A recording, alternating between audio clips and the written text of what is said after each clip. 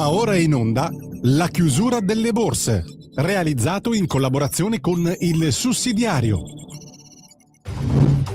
Radio Libertà, in collaborazione con Il Sussidiario TV, presenta La chiusura delle borse di oggi.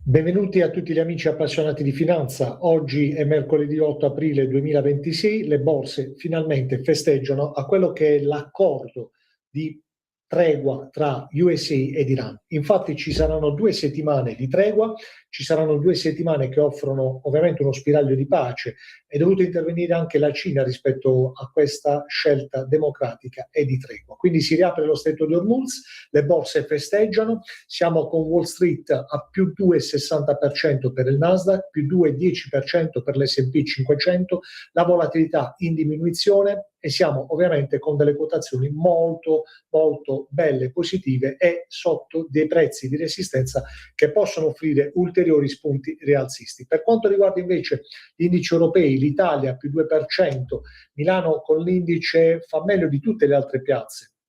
La Germania più 2,20%, l'Eurostoxx più 2,80%, l'Italia come indice, come detto, fa meglio di tutti perché abbiamo un indice reale del FTSE MIB praticamente a più 3,40%, quindi meglio di tutte le altre borse europee. A beneficiare di questo stop è soprattutto il petrolio, che in questo momento quota $96 per barile rispetto ai $112 per barile della chiusura di ieri, quindi meno 15%. Salgono purtroppo le commodities dei metalli preziosi, l'oro e l'argento. Dico purtroppo perché questo anticipa eventualmente una politica monetaria restrittiva, così anticipata anche dai presidenti delle banche centrali, uscente per la Federal Reserve Jerome Powell, che sarà sostituito da Walsh, invece dalla BCE Lagarde, che annuncia proprio una stretta monetaria in previsione di quello che può essere un infiammato ritorno dell'inflazione su tutti i mercati.